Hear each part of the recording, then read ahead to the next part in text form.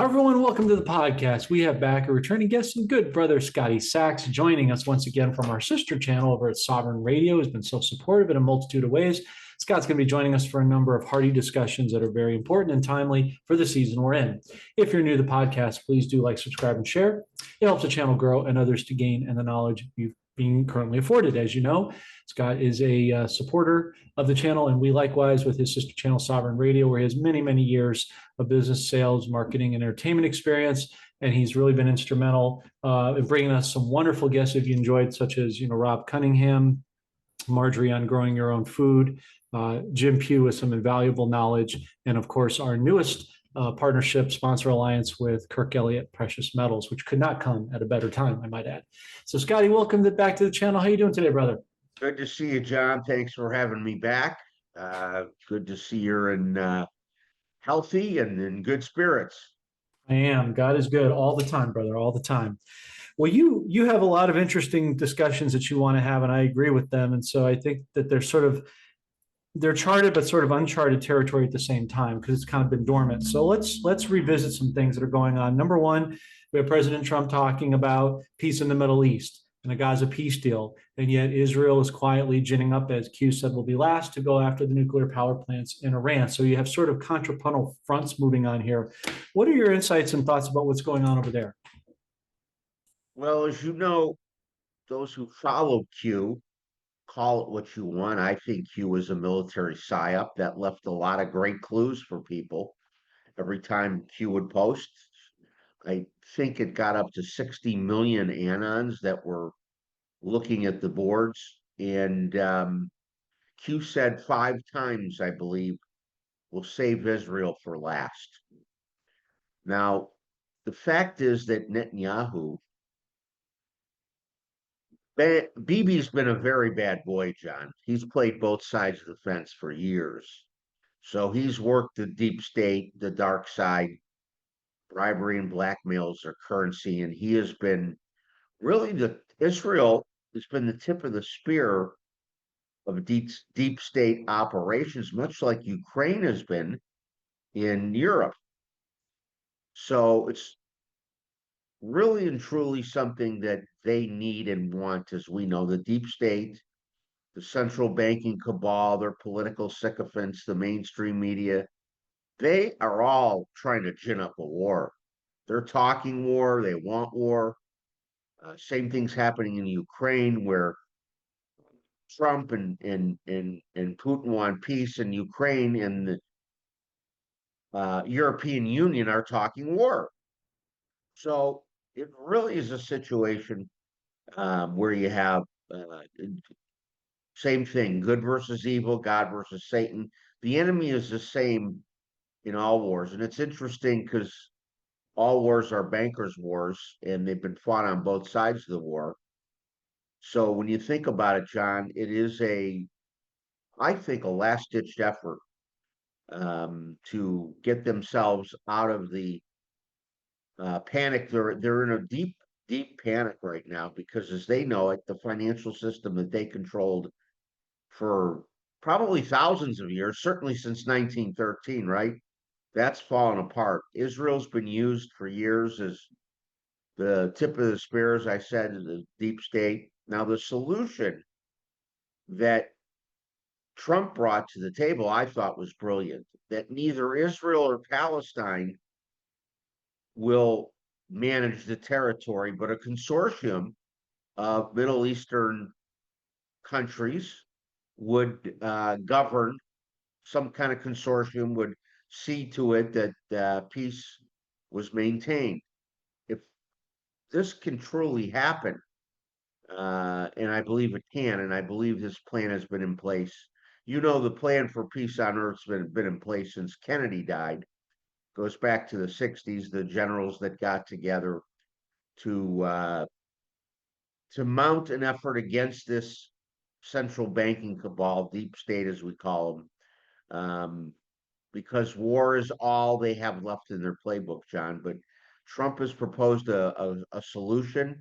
When I say Trump, I'm sure he himself had many military experts and people around him that are guiding him on these things. But I see a long-term path toward peace the way that it's been laid out now. And I think when this is all over, sadly, Benjamin Netanyahu, who I'm sure loves his people of Israel, I'm sure loves his nation, but he's not been a righteous leader. He's not been a good man in the sense of playing for one team. He's played on both sides of the team, and I think he is one of those political figureheads that's going to go down, like a lot of them have and will continue to go down. So it's very complex, very many angles on it. You know, before Kirk died, he was talking about Israel and the donors, the Jewish billionaire lobby. It's all very everything's connected here, John. All the subjects we're going to have today are connected in one way or another. Well, there's no doubt about that. And thank you for your insight, Scotty, as always.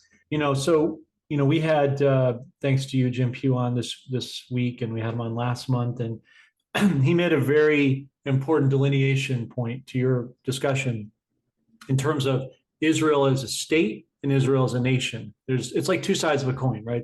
Right. There's the good twin and the bad twin. And, this is a safe place. You're an alliance. We're brothers. It's an alliance channel. We're working together at this point, so we can explore the space here. But you know as well as I do that, yeah, the original BB was bad.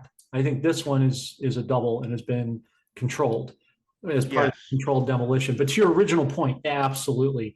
But I think this really speaks to, Scotty, with this two-headed monster going on, Kim Clement's prophecy. They will fall in the fall. We're in the fall now. First quarter, new fiscal year, fourth quarter calendar, Julian calendar, blah, blah, blah. Our audiences know this. And furthermore, excuse me, when they see their worst, and it's going to look like that. And then it'll get switched, I believe, in the end game. So you're talking about central casting and somebody playing the role of Bibi Netanyahu. Is that what you implied? And I would Yes. agree with you. I would agree with you, of course. Yep. I heard a number the other day, John. It was astounding that there are actually in politics, business, and religion leadership around the world, there's 500,000 actors now. 500,000 actors. That's how many people have been taken off the playing field. And we still have 450,000 sealed indictments in Washington, D.C. So many more will go down. Bibi Netanyahu, if the real one, and we believe, has been taken off the playing field, then what's left? You've got to make the actor the fall guy. And I think he's one of those guys that will be perp walked. All as part of the Great Awakening. I believe we're going to see an Obama perp walk pretty soon, too. Yeah, I agree. Didn't Q refer to the first one will be earth shattering? Well, who was the American president that had tentacles all over the world and was really revered in parts of the world? And that was Obama, particularly in the Muslim world, and we understand why. So we're going to talk about that later. So yeah, it's really fascinating, John. I'm glad you had mentioned that because people want to say you're cuckoo for Cocoa Puffs, that Bibi Netanyahu is not Bibi Netanyahu. Right. You looked at a lot of these people. The CEO of Pfizer, who went to the White House to make this deal. Trump is keeping his enemies close, right? He invites his enemies to the White House. Very clever. Yeah. Anyway, that guy that went there was not Bourla, the CEO of Pfizer. He's been taken off the playing field. I sent the pictures to my Hollywood mask contact in Hollywood, and she can look immediately and see the differences. She did it with Joe Biden in 2020. I said, wait a minute, this isn't Joe Biden. And I sent her pictures of the Vice President Biden and the now ostensibly President Biden. And she immediately, I didn't say a word. I said, just tell me your thoughts. She immediately said the picture from 2020 is a mask. Yep. She said a very well-made mask. So, you know, people, including people like my brother, didn't want to believe when we told them, no, this is an actor.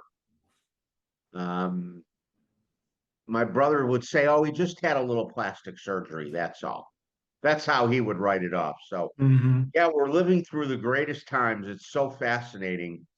And it's such a 5D matrix that we're living in. Speaking of the Matrix, I just interviewed the guy that wrote the story. I don't know if you know Tom Althouse, but I'll introduce you. They took two of his three sons off the planet. They killed him to keep him silent from spreading the truth that he wrote the screenplay. Warner Brothers stole it from him. I know I'm off subject here, but I just thought about it because I said the word Matrix. Yeah, so in the end, it's a shame because like the good people of America that had to live through America's military industrial complex working together with the central bank and the Vatican to go around the world and implement regime change. The state of Israel is loaded with a lot of good people who have lived through this. I think they're a little more naive, to be honest. I have some contacts in Israel, and I think they're a little more trusting of their government and their media than we are. As an aside, they are by percentage, were the heaviest jabbed nation. They lined up for the jab very quickly there. Hey, government saying it all over TV. The government's telling us. Well, we now know it's been exposed for what it was, part of a depopulation plan. So, yeah, the Middle East, Ukraine, and none of it is what it appears to be. A lot of what's going on is cleaning up the tunnels, as you know, the biolabs in Ukraine. These wars have another motive. It's kind of a subhead that they don't talk about. That we're in Ukraine and we're in the Middle East and we're cleaning up the biolabs and the tunnels, that the infrastructure that moves the children, that is used to traffic children. So we're almost near the end of this movie, and I believe there will be many years of peace and prosperity on the other side, and the abundance that God gave to this planet will be released back to us. There's no question. There's no question. You're right over the target, brother, as usual. A couple little side notes to complement your thesis and your dissertation there. So you were talking about Israel and how heavily jabbed they are as a nation, with the trust factor. Interestingly enough, I looked into it a while ago. Do you know who the number one jab nation in the world is? Who, by numbers of people or percentage? Both. Was it not the U.S., is it? Dubai. 97% of the population is jabbed. That right. It's a small number of people, I know, but still, that's Yeah, but astounding. it's emerging nation in Iraq is going to be piggybacking Right. off of that, as you already Right. know, 2.0. Just thought it was an interesting side note. I saw an article that I got from a friend of mine, Laura and SG and On, that we partner with, as you do too, one of many of our commonalities. And they were showing an article we put on our Telegram, which folks will put below here in the video for you to peruse at your leisure. And in it, Scotty, they talked about they've now, and this is just one of many tranches, obviously. I'm sure Doge factors into this calculation in some capacity, that they showed $100 million has been going to Ukraine, the biolabs, Antifa, that whole agenda. So to your point, no pun intended, they're unmasking everything. And yes, we are absolutely coming to the end of the climax movie where the curtain draws up with the aforementioned credits. We're definitely coming to that point. Another comment, another discussion point, I think that is a good segue that you wanted to discuss. So let's talk about that. We're talking about the Middle East. We're talking about a lot of nations that factor in, of course. You've got, Saudi Arabia, Qatar, Iraq, Iran, and all the different factions that comprise of that, both geopolitically and, of course, as you said, economically. But we have another great a great issue at play, which is I'll put this under the heading of world domination or the agenda, if you like. I'm going to put this under Agenda 2050 plus so we can get ahead of it for our respective audience. And that is, and it's not about hating on people. It's not about that. It's about transparency and honesty, right? Because there's good and bad in both. That being said, there's a large initiative, it has been for some time, quite frankly. I think we all know this, the Islamic agenda to try to, bring in Sharia law to the West. England's having a huge share of problems with that. There's this need for nationalism that's going on. You have what's going on with Venezuela to remove Maduro. I think that's going to precipitate throughout the nations. But right now, we also have this sort of a holy, it's not even really a war, it's an ideological war to overtake the societal construct and effectuate our laws, particularly in the West. What are your thoughts on that, and what do you think can be done to prevent it? Well, first of all, I think we need to identify this Islamic Caliphate full court press to bring Sharia law to the West, including the United States, is another flavor of divide and conquer compliments of the deep state globalists. They are the ones who have set the agenda using Islam and the caliphates and the extremists, those who raise their children hating Christians and Jews, and pushing it to the West. And it's really just another divide and conquer. It's right out of the playbook of divide and conquer. And it is serious because they are in numbers growing, as in America, they're having 4 to 5 children to our every one child. And the Muslim men that want to bring Islam to America have no problem telling you this. They'll put it in your face. You guys need to man up and start having more kids because we're going to outnumber by 2060. The guy used 2060. He said, there's going to be more of us than you. And, those who are supportive and conflate what's going on in Palestine and from the river to the sea, Palestine will be free. The very women that are out that you see at these protests screaming their lungs are the women that would be required to wear full gear, hijab and all, cover the face, cover the body. You have no rights as a woman in Sharia law. Don't think it can happen in the US? I can give you examples. Dearborn, Michigan actually has some no-go zones. Police will not even interfere or intervene in these no-go zones. They leave it to the Muslim caliphate to run the show. They're hands off. They've been told hands off. Paterson, New Jersey is being dominated. There is a school in Colorado. I don't remember which city this was in. The principal, this was not too long ago, called all the students to the call to prayer. Made them get on rugs, and they all got down and did that prayer to Allah. And he told the parents at a school board meeting, I don't care if you like it or not, I'm going to do it at my school. And he put his foot down. So you've got American children who are not allowed to pray. Christians are not allowed to pray, but the caliphate can bring prayer, their Muslim prayer, into our schools now. It's what's up is down and what left is right. It's an upside down world, as we know. And it's really a very intentional effort to undermine the West, our culture. Listen, these people are coming here by the millions. Why aren't they staying in their Muslim countries where they already have Sharia law? If it's so great, why don't they just stay there? If Sharia law was so wonderful, why did you leave the country? Makes no sense, right? If I loved what I was living, and in my heart and soul, I knew that my religion, my spirit, my body and mind were whole and I was happy, why would I pick up and go to another country and try to impose my value system on them. And of course, the globalist World Economic Forum is the biggest one behind the Islamic Caliphate push.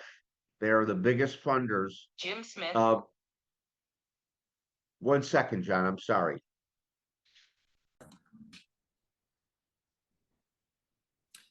So you were saying? So we were saying the Islamic Caliphate, we were talking about the World Economic Forum. They are the largest body of funding. Other NGOs, there did some homework in Southern California alone. There are 9 Islamic organizations, 9 in just Southern California, that are pushing the idea of Sharia law being the law of America. And they're all being funded from somewhere. They build these beautiful mosques. The money's coming from somewhere. And I believe that is part of what Doge found. I believe it'll all be disclosed. And the only way we can really stop this, John, because just in sheer numbers, if they continue to have 4 and 5 kids and we continue to have 1.3 children, we're going to be outnumbered.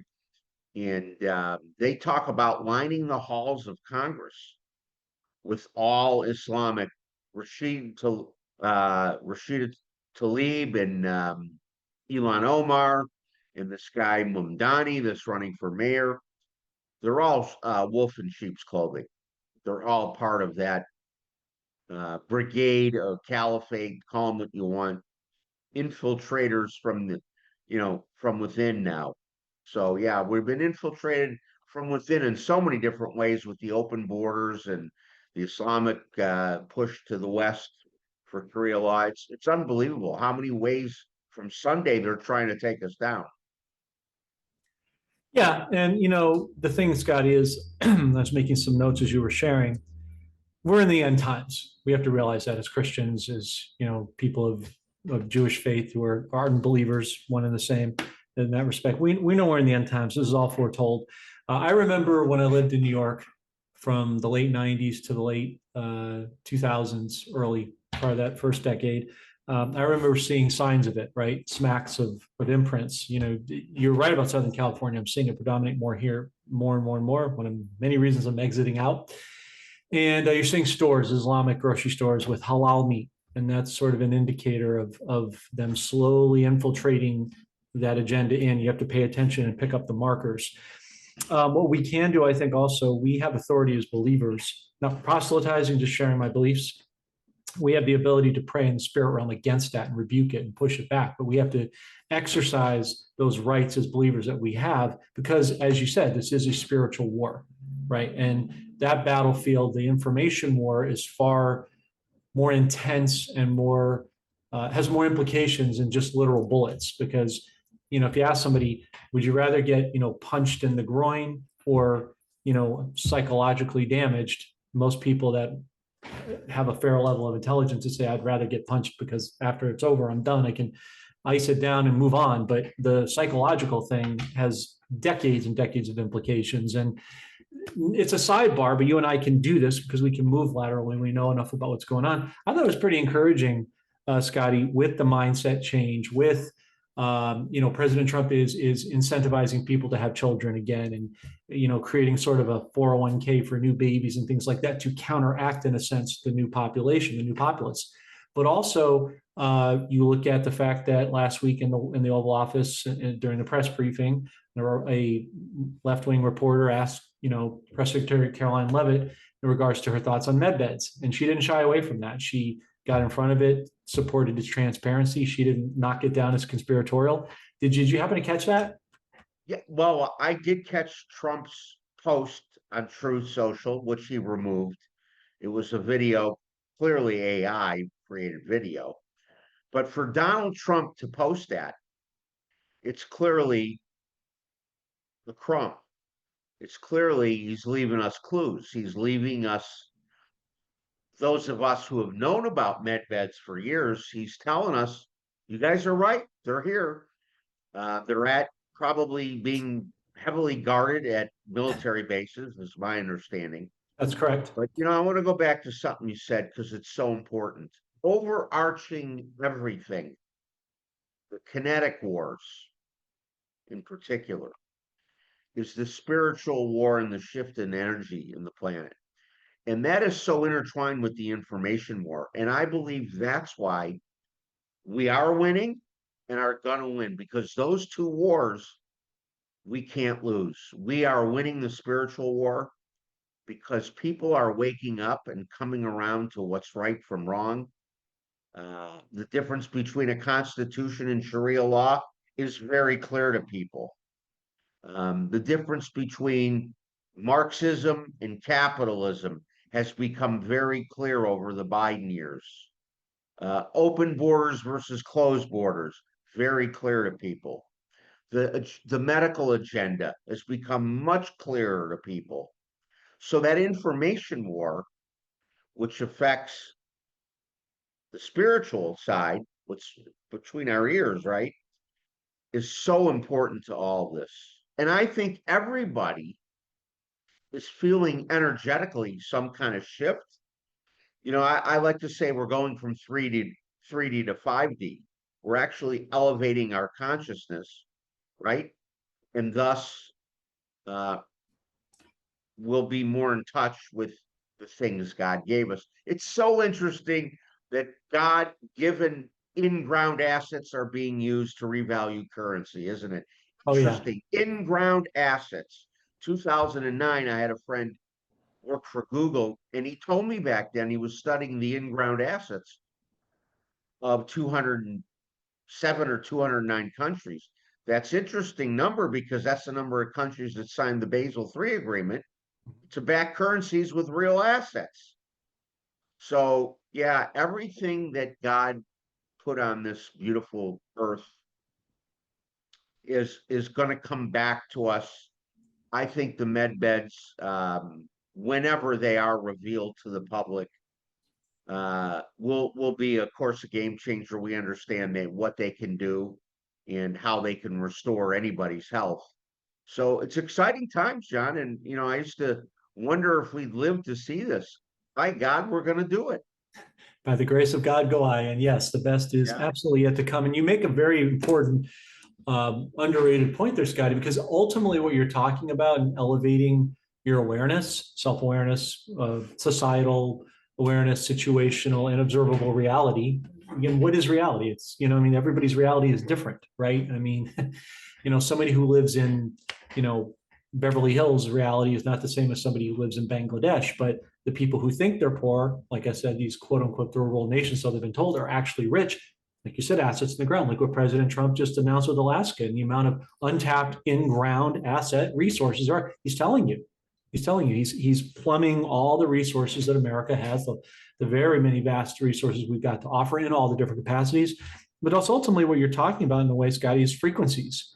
And as a musician, I've always known the importance of frequencies. Hitler, the history back in the 40s during his reign, he instructed the German orchestra to change the frequency from 432 to 440 because that was a way to numb and inculcate the German population, right? But 432 is God's frequency of the earth, the natural harmonization. And we're making a shift, to your point, rightly, back to that. Perfect segue, Scott, to your third and a major point that you wanted to talk about in our prep work for this podcast. So I do a physical once a year just to keep well. And I switched doctors because my other doctor just retired and he gave me a really good referral. Somebody close in the area said, you'll like this guy. Here's what I noticed when I went to do my physical. This is yesterday. This show is being filmed on a Thursday. So this is Wednesday for people who are curious, but the specific time frames. This doctor never once asked me about vaccines. Did you have your COVID jab? Did you going to take the flu shot? Didn't even bring it up. You see what President Trump is doing to unwind that with Rite Aid closing down all their locations, Walgreens, CVS just cutting the fat, that sort of thing. And so I noticed that didn't even get discussed. It wasn't pushed like it was in the past. So it's exiting stage left as we are making room for the med beds. As a perfect segue to the vaccine, you had mentioned there were some concerns you had about and some mixed messages. So talk a little bit about what you see with that and what we can do to counteract that in your estimation. Mixed messages with respect to, I lost you there for a minute. In terms of, you had mentioned in our pre-production meeting, you talked about some of the questions about, vaccines, because there's still some people, unfortunately, taking the flu shot or the COVID, and, Right. because they trust their doctors and unfortunately have been misled. Well, this speaks to, thanks for getting me back on track there. This speaks to the entire medical system. And if there is a system that has done the most, our political system, our financial system, our education system, the deck has been stacked against us, and we understand that today. But the medical system was built by who in America? The Rockefellers. They funded the institutions that taught the doctors. They funded big pharma, and they did it for pure profit without regard to our health. In fact, keeping us sick, it's not a healthcare system, it's a sick care system. And keeping us sick is the agenda. So the jabs play into that in so many different ways. As we know, they used it. Bill Gates is on a video. He's very clear. He says if we do a good job of vaccines, we can eliminate 15% of the world's population. I think he says 10 to 15%. So it's interesting because there are still people who will stand their ground and say, if you don't get the jabs, you're gonna kill your grandmother. You're endangering the people around you because you're jabbed, because you're not jabbed. The fact is, those that are jabbed are shedding the poisons onto those that are not. So I've got two friends, they're nurses that are treating vaccine injured people.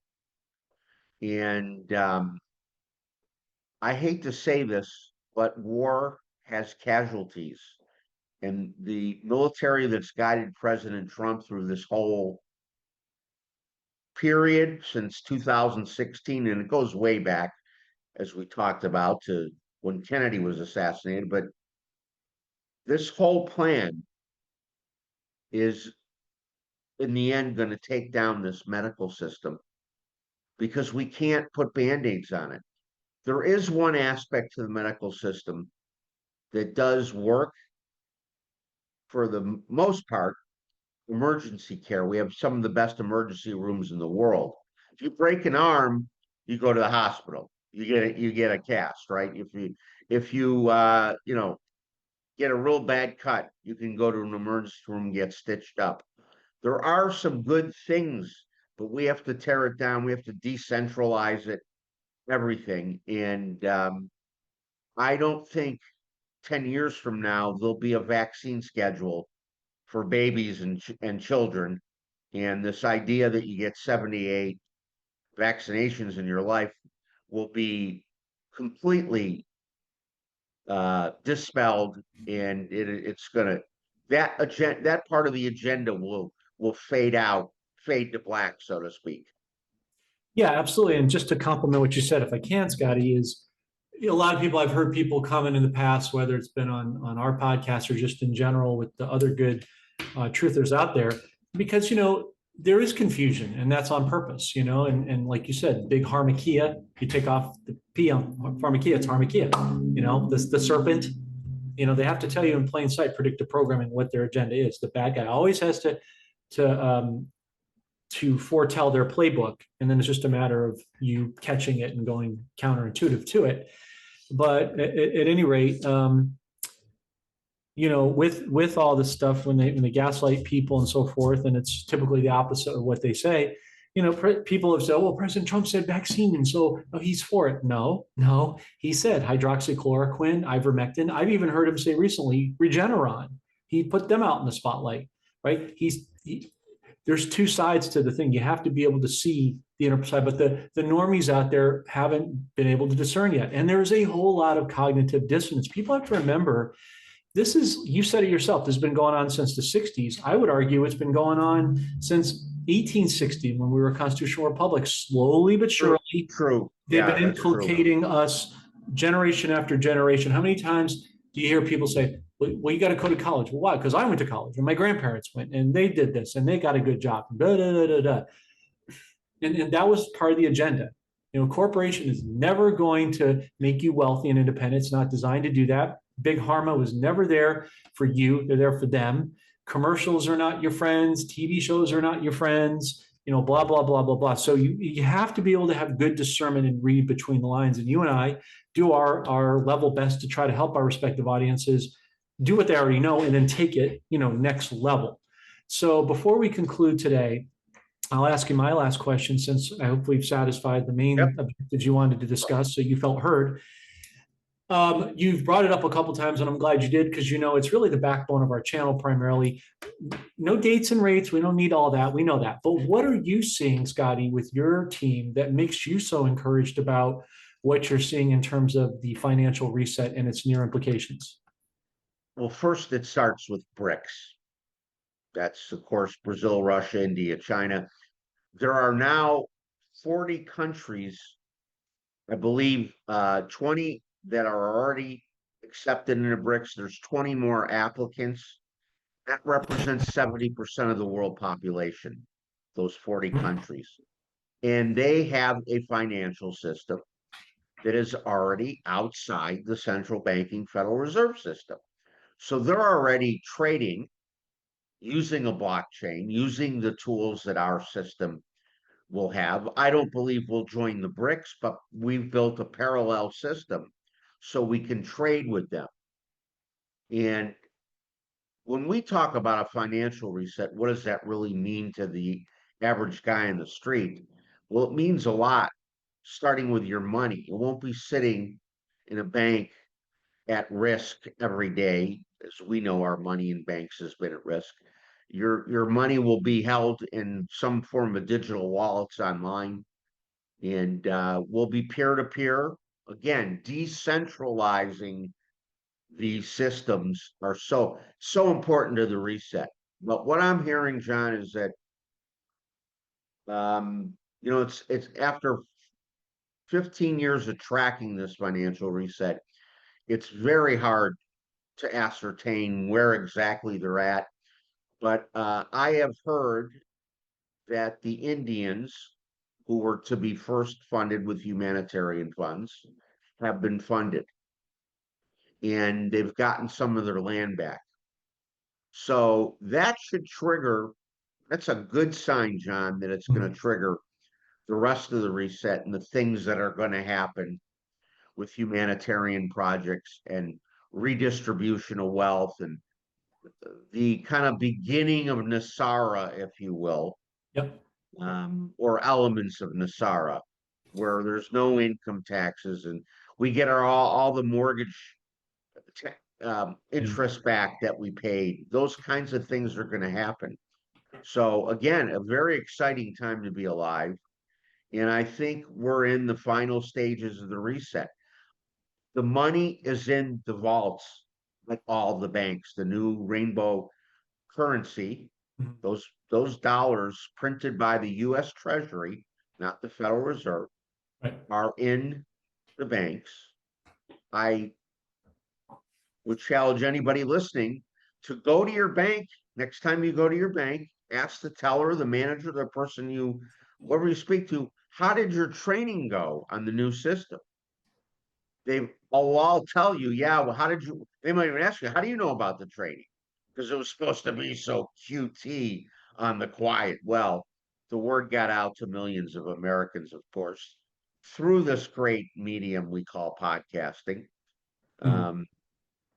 and broadcasting, as I am still on radio, old-fashioned AM radio, a great medium that I grew up with, that I still broadcast from the belly of that beast. But the whole reset is clear. The way it's set up, the blockchain, with digital coins like XRP as part of the delivery system, it's all very clear. They've laid it all out. It's all in the public domain. So we have this parallel structure to the BRICS system that has got to be released. And John, I believe it will be done possibly before Christmas. I think there's a high probability to be sooner than that, but yeah, absolutely. The reason I say that is because you have ISO 2022. Yes. That was a November very important, 22nd. That's very right? important. You're absolutely right about BRICS, but I want to go back to something before we continue. The indigenous funds, is that confirmed or speculative? You mean the Indians? Yeah, Uh, I would say it would have to be called speculative because I didn't see their bank receipts. right. Right? I didn't see receipts. I've always said to people, show me your receipt Yeah, and I'll believe you. And there are no, I haven't seen receipts, but I got it from three separate sources, right. including the man you talked about, Mr. Jim Mm. Pugh. Mhm. No, again, I'm just thinking how my audience might think. Well, how do we know that? How do we verify, trust but verify, the old Reagan adage. So, no, I mean, if Jim is saying that, that goes a long way because we know the agreements he signed. And, that's the thing I was trying to encourage my audience with is he's sticking his neck out to come on my show to reveal certain things. And he gave a very big clue. I don't know if you saw the podcast, Scotty, but I recommend you check it out when you can. He said, we're looking at days, not weeks or months. And he said, from now until the end of the year, that has a lot of unwinding, like what you were talking about. That's why I said to the end of the Yeah, year, because yeah, I think because everything is being guided by the military, and militaries don't operate on timelines, they operate on missions. right. And there's a series of maneuvers to accomplish the mission. You know what I like to just call it? God's timing. This is going to happen in God's timing. That's Totally. that. I It's as agree. simple as that. Mhm. So there's no point in trying to pick a date. As far as currency revaluations, there's no point in trying to set rates. Right. We know it's multiples that currencies like Iraq.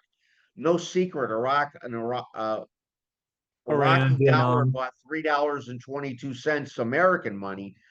Saddam Hussein had the world's most valuable currency. One of the reasons we went into Iraq and did the war. Plus, he was sitting on $1 trillion US, threatening the Bushes to flood the market with his fiat money, his worthless fiat paper, which he knew it was worthless, but he had enough to really upset our system. If he did go out and sell his $1 trillion US, it would have been a disaster to our economy. So, yeah, it's really interesting. And to wrap this up, John, Mm. I just want to remind the audience that everything we've talked about today, from the agenda, the jab agenda, the depopulation agenda, to the Islamic Caliphate push to bring Sharia law, to the financial reset, our enemy is the same enemy, and everything is connected. Mhm. Who's built the systems? Who's run the systems? Who's been at uh, the Wizard of Oz? Who's behind the curtain? And it's been the globalist central banking cabal, the bloodlines that have run the world. And they are being taken out. They've been defunded or seizure of assets through Trump's executive order 13818, December 2017. You don't think that they've dipped into their asset base quite a bit. So a lot of, and again, on the new system, they can't bring their dark money and all this ill-gotten money from human trafficking and drugs into the system. So, yeah, and I think we'll see this all culminate before the end of the year. I agree. And to back up something you said, Scotty, in regards to Iraq, I think you'll find very interesting. We have a mutual friend, as you know, PIR Phoenix, who you've known for quite some time, and I've known for many years through him and de facto you. I want to thank him because it's how you and I connected years ago. He brought up a really cogent point on one of his podcasts many moons ago. He talked about when Saddam Hussein was a kid in the 50s, the dinar was as high as $5 or more. So this has happened before. We look at Kuwait, everybody knows that situation. It's just a replication. But Right. but again, now it's like a slingshot. You look at silver and gold, what that's doing, it's just unwinding like crazy because it's been suppressed. Well, what's backing the currencies? Gold and silver. What did Saddam Hussein do before he passed? I had military friends, you probably likewise, who were, in the Afghan war, who were in the Gulf War for that little exercise for a handful of months/years. he was giving soldiers gold bars from his bathroom to take home. So we know that they're like ninth and what are they, ninth or 10th in the world in gold reserves, something like that. They're part of BRICS. They're about to join the WTO. That's all being protracted and held back. So you look at these things, and that tells you a very clear and present picture.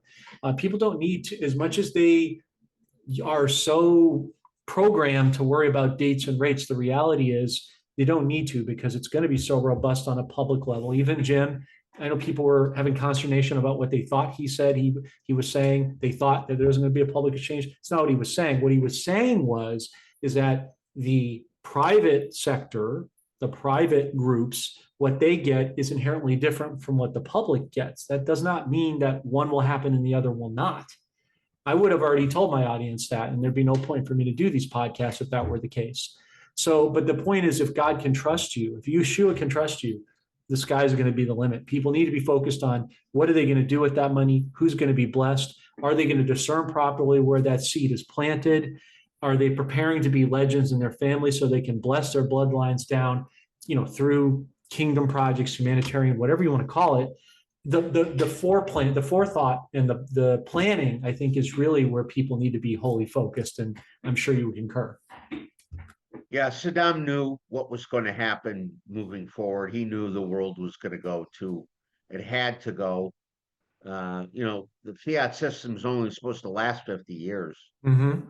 1913 is well longer than 50 years, right? It's Oh yeah. over 100 years now. And it's amazing that they managed to keep three legs on this stool, and the stool hasn't collapsed yet. But we're watching it before our very eyes. All the old systems are being torn down. And, everybody who knows me knows I'm a glasses half full guy, but I'm not blowing smoke when I say the systems are being taken down.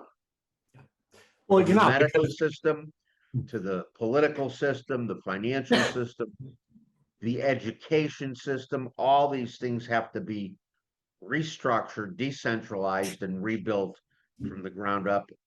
So it shall be. indeed, this is the peace to prosperity part that Jim was alluding to on my last couple of podcasts, right? And you can see where President Trump is doing this seamless transition with gold and silver, the shutdown, a way to drain the swamp, introduce the parallel economy so that there's as little collateral damage as possible, right? You talked about every 50 years with the central bank. Look at, as a good mensch yourself, look at Leviticus 25:9-12. Every 50 years, there has to be a debt forgiveness, a restoration to their land and clan, reconciliation. We're going to see families coming back together. We talked about earlier in the podcast, division between families and coworkers and friends and church members. That stuff has to be recodified. And I think that's where that's where we're seeing things come back to a middle point. So thank you for bringing up all those really important and cogent points. Scotty, as we close out, last words for the audience today, and where can people find your work, please? Well, thanks for having me back, John. Always good to talk to you. Tap audio. I would close by telling everybody that what you are watching is a script playing out. Q said we're watching a movie, and we're watching all the world's a stage, and we're watching play out this plan that you say goes back, to the 1860s. That we know for sure when Kennedy was assassinated, this plan was codified by military generals and moved forward at a very aggressive level. It was a 60-year plan. They're a little behind. The military doesn't operate on timelines. As I said, they operate on missions. So enjoy what we're going through. Be some tough days ahead, but we are going to live through something that the world has never seen before. This is a transformation unprecedented in history, what we're going through. And it's very exciting to sit back and watch it unfold. Absolutely. And they can find you at sovereignradio.com, correct? Thank you. Sovereignradio.com. Follow me on X at Scotty Sachs. And it's always good to talk with you, my friend. Always, my brother. So it's an honor. It's a great alliance to be with you on Sovereign Radio as well, because it gives us, our channel and yours, greater outreach. It's a nice synergistic mix. And I'm going to choose on this particular one of our new sponsors. Thanks to you, by the way. Kudos to you. Kirk Elliott for precious metals. I just think it's an apropos time. And we see silver this morning before it came down was over $51. Gold is already kind of close to the 4,100 point. You have these retractions, but it always goes back way up again. It's a pullback process. Our audience knows it. So, folks, if you are not in the precious metals game, or you want to add to what you have in the precious metals game, we'll leave the link right here below in the video. Kirk Elliott Metals. If you go to kepm.com/JD, that's my initials, obviously, JD Metals, you will get premium pricing service. Again, one of our supporters of the channel, who is the manager for Derek Johnson, has purchased and had glowing reviews. And within 2 days, they got their metals because they have a good relationship in Denver with one of the largest treasury repositories there. So Scott would not have given him to me if he was not above board. So please check out Kirk Elliott Metals. Again, we'll have him on every month, and I'm very honored to have him. We'll leave that link right here below in the video. Scotty Sachs, thanks for joining us from Sovereign Radio. Appreciate your time, brother. And I know you got a busy schedule, so have a blessed rest of your day. You too, John. Great to see you. Bye-bye. You too.